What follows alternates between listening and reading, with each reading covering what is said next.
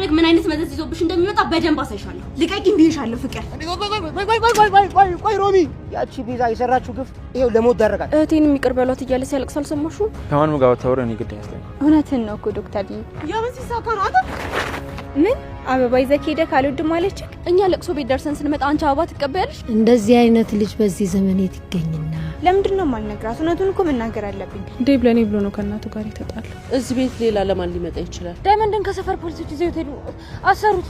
ምን ስለ አደይ እያሰብኩ አትለኝማ መቼስ። ደግሞ ይሄ አበባ ምን ይሰራል እዚህ? ሩታ የት ፈልገት ነው? ቶሎ ንገሪ። እኔም ያው እዚህ ጨለማ ክፍል ውስጥ ተወረወርኩ። የድብድብና የጩኸት ድምጽ ብቻ ነው እየተሰማኝ ያለው። ደህና አይደለችም።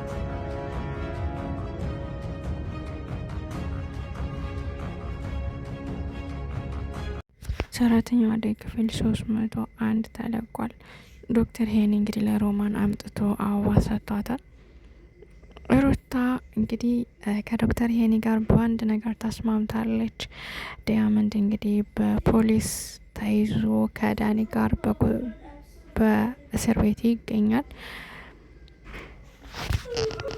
የአደይ እናት እንግዲህ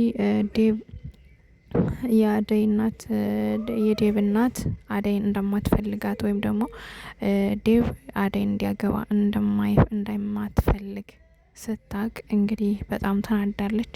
ልጅ ምን ያንሳታል፣ ምን ያንስሻል በማለት እንግዲህ ተናዳለች። ውዶችዬ አደይ እንግዲህ እናቷን ለማረጋጋት እየሞከረች ትገኛለች። እንግዲህ ዴቭ ስራ የራሱን ስራ ጀምሯል። አደይም በዛው እያበረታታችሁ ትገኛለች። ለማንኛውም በስተመጨረሻ ፍቅርና ሩታ ተጣልተዋል። እንዲሁም የዶክተሩ ስልክ ክፍት ስለነበር የሩታ ዶክተርን እያወራች ስለነበረ ሲደባደቡ ሰምቶ እንግዲህ ዶክተር እየሮጠ ወደ ሩታ ይሄዳል ማለት ነው። ወዶች ቪዲዮን እስከ መጨረሻ ሰላም ውድና የተከበራችሁ የኔ ቤተሰቦች እንዴት ናችሁ? ያለው እግዚአብሔር ይመስገን ሰላም ነኝ። ሰላማችሁ በክርስቶስ ብዙ ይበልልኝ። በቅድሚያ ለቤት አዲስ ከሆናችሁ ሰብስክራይብ በማድረግ ቤተሰብ እየሆናችሁ ሀሳብ አስተያየት ካላችሁ ኮሜንት አስቀምጡልኝ። ለማንኛውም በዛሬው ክፍል ላይ እንግዲህ ዶክተር ሄኒ ቅርታ ውዶችዬ ዶክተር ሄኒ እንግዲህ ለሮሚ አበባ ይዞላት መጥቶ ነበር። አበባ ይዞ ቆፍቆፎ በሩን እንግዲህ ከፍታለት ሲሰጣት እሷ ደግሞ አበባውን ተቀብላ እንደገና በሩን ዘግታበታለች። ከዛም እንግዲህ ለምን አበባውን ተቀብለሽ በሩን ትዘጊብኛለሽ? ቢያንስ እንኳን ለምን ትንሽ አናወራም? በማለት እንግዲህ መልሶ በሩን ሲደበድበው ነበረ። ከዛም እንግዲህ ለምን ትረብሸኛለህ? ይሄ አበባ ስለሰጠኝ ነው እንደዚህ የምትሆነው በማለት እንግዲህ አበባውን መልሳ በሩን ከፍታ መልሳ ወረወረችለት እና በቃ ድጋሜ አትረብሸኝ በማለት እንግዲህ በሩን ዘግታበታለች። ከዛም እንግዲህ መልሶ እባክሽን ክፈችና አበባውን ተቀበኝ እያለ እንግዲህ መልሶ ሲደበድብ ነበረ።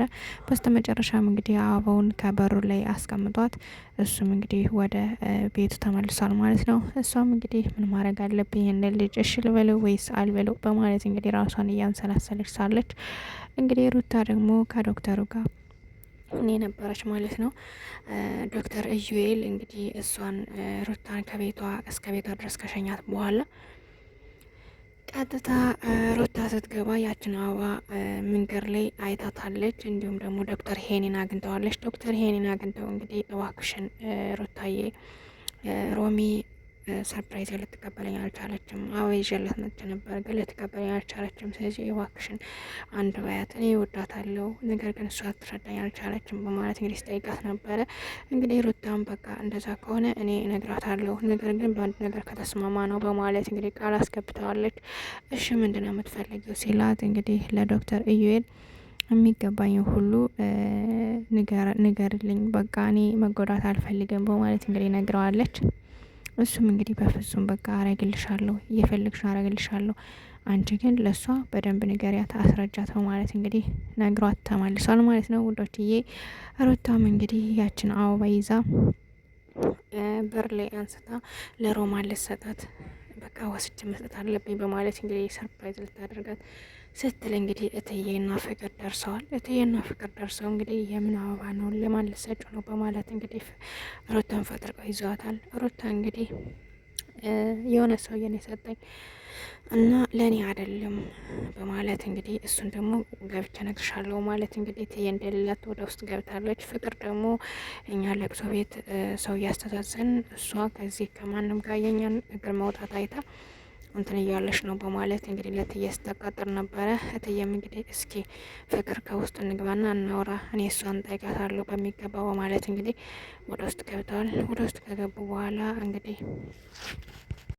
አጋጣሚ ሮሜና ሩታ ተነጋግረዋል ማለት ነው። እንዴት ተነጋገሩ ብትሉኝ ሩታ እንግዲህ ለሮሜ ይህን አበባ ተቀበይ የላክል የሰጠች ዶክተር ሄኒ ነው። ስለዚህ እሱን እሺ በይው ተቀበይና ለትዬ ደግሞ ለፍቅር ነው ይህ አበባ የመጣ የሰጠኝ ሰውዬ ደግሞ አላቃውም። ስለዚህ እንደዛ ብዬ እነግራታለሁ። እረ አልቀበልም ካልሽኝ ግን አበባውን ካልተቀበልሽኝ ግን ይህ አበባ ለአንቺ እንደመጣ ቀጥታ ለትዬ እነግራታለሁ በማለት እንግዲህ ሮሜን ወጥመድ ውስጥ አስገብታታለች ሩታ ማለት ነው። ከዛም እንግዲህ ሮሜም እሺ በቃ በማለት የአበባ ተቀብላለች። ከዛም እንግዲህ እትዬ ከውስጥ ከገባች በኋላ ሩታን ጠይቃታለች። እንግዲህ ሩታ ይህ አበባ የመጣ ለፍቅር ነው የሰጠኝ ሰውዬ ደግሞ አላውቀውም ለፍቅር ስችልኝ ነው ያለኝ። ስለዚህ እሷ የእሷ ችግር ነው እንጂ የኛ ችግር አይደለም ምናምን በማለት እንግዲህ ስነግራት እትዬ እንግዲህ በጣም ተናደዋል። እንግዲህ በቃ የፍቅር ነገር ለእኔ ተይው እኔ ቆጣታለሁ በማለት እንግዲህ ነግራት ነበረ። እሷም እንግዲህ እኔ እንደሆንኩ እንዳትነግሪያት በማለት ስትነግራት በፍጹም ችግር የለውም በማለት እንግዲህ እትዬ ቀጥታ ከፍቅር ክላስ በመሄድ ፍቅርን ታቆጥታታለች። ፍቅርም እንግዲህ እኔ ምንም ማውቀው ሰው የለኝም፣ ሲቀጥል ደግሞ ማንም ለእኔ አበባ የሚሰጠኝ የለኝም በማለት ከተናገረች በኋላ እንግዲህ ሩታ ሄዳ ስልክ እያወራች ከዶክተር ጋር ስልክ ስታወራ አጋጣሚ እንግዲህ ማለት ፍቅር ሄዳ ጉሮሮን አንቃ ደብድባታለች ማለት ነው። እንግዲህ ዶክተር ደግሞ አጋጣሚ እየሰማ ነበረ፣ ስልኩ ተደውሎ ክፍት ነበረ ማለት ነው። እንግዲህ ዶክተር በዛ ይደነፋል፣ ፍቅር በዛ አፏን አፍና ሩታን ተደበድባታለች ትላላችሁ። ቀጣይ ክፍል ምን ይፈጠራል የሚለውን አብረን ያለን። እንግዲህ ሮሚ ያን አበባ ወደ ክላሷ ይዘው ገብታ ነበረ። ወደ ክላሷ ይዘው ገብታ እንግዲህ እትዬ ደርሳባታለች። እንዴት ከክላስሽ ይዘሽው ልትገቢ ቻልሽ ይሄን አበባ በማለት እንግዲህ መልስ ሰጣታለች። ሩታም እንግዲህ ማለት የሮምም እንግዲህ በቃ እንደ አጋጣሚ ነው ይዤው የገባው ማለት እንግዲህ መልስ ሰጣት። በይ እንግዲህ እሱን አበባ ይዘሽ ውጭና ቆሻሻ ጣዩ፣ ማንም እንዲሁ አልፈልግም በማለት እንግዲህ እትዬ ቃል አስገብታታለች። ሮሚም እንግዲህ ያን አበባ ይዛ ወደ ውጭ ወጥታለች ልትጥለው ማለት ነው። ወዶችዬ እንግዲህ ዳይመንድ ወደ እስር ቤት ገብቷል። ወንጀለኛ ና ተብሎ እስር ቤት ገብቷል ማለት ነው። እንግዲህ ዳኒ ካለበት አብሮ ወንጀለኛ እንደሆነ እስር ቤት ገብቷል ማለት ነው። ዳኒም እንግዲህ እንዴት መጣ፣ ለምን መጣ፣ አንተ ምን ሆነ ነው በማለት እንግዲህ ጥያቄ ሲያቀርብለት ነበረ። ውዶችዬ እንግዲህ ኩኩሻ እንዳያቸዋት የዳይመንድ ጓደኛ ናትና እንግዲህ ኩኩሻ ዳይመንድ መታሰሩ ስትሰማ በጣም ደንግጣለች። እንዴት እንዲህ ሊሆን ቻለ? ዳይመንድ ምን ሰርቶ ነው የታሰረው? በማለት እንግዲህ ደንግጣ ትገኛለች ማለት ነው። ውዶችዬ እንግዲህ መንገድ ላይም አሊባባን አግኝተው ደብድባ ሰደዋለች። እንግዲህ የአደይ እናት የዴብ እናትን በጣም ተቀይማታለች። ምክንያቱም የዴብ እናት አደይ እንዲያገባ አትፈቅድለትም ማለት ነው። እንግዲህ አደይ ይሄንን ለእናቷ ነግራታለች። እናቷ ደግሞ ይህን ስትሰማ በጣም ተናዳለች። እንዴት ሊሆን ይችላል? አንቺ ልጅ ምን ያንስሻል? ሲቀጥል ደግሞ ምንስ ፈልገው ነው የዚህን ያክል አንቺ እንዲያገባ ያልፈቀዱለት? በማለት እንግዲህ እኔ ልጅ እንደዚህ እንድትባልብኝ አልፈልግም በማለት እናቶች እንግዲህ ለክብራቸው አይደራደሩም እና ታውቃላችሁ እና በጣም ተቆጥታለች ማለት ነው። አደይም እንግዲህ እንደሚሆን አድርጋ አረጋግታታለች። እንግዲህ ዴብም የራሱን ስራ ጀምሯል። የራሱን ስራ ጀምሮ እንግዲህ የሰርጋቸውን ወጪ በሙሉ በራሳቸው እንደሚሸፍኑ ከአደይ ጋር አውጥተዋል። ውዶች ይህ ግን ሰርጉን ያፍጥኑት እያልን ኮሜንት ላይ እናስቀምጥላቸው። እንግዲህ ዴብ በስተ መጨረሻ ባቡሬን አግኝቶታል። ባቡሬ እንግዲህ ትዳር እንዴት ነው እያለ ሲጠይቀው ነበር። ትዳር እንግዲህ ምርጥና አሪፍ እንደሆነ እየነገረው ነበረ። ሊልየም ትዳሩ እንደተመቻት እየነገረው ነበር ማለት ነው። ለማንኛውም ውድን የተከበራችሁ የቻናሌ ቤተሰቦች የዛሬው ክፍል ይመስል ነበር። ቀጣይ ክፍል እስከምንገናኝ ደህና ሰንብቱ። መልካም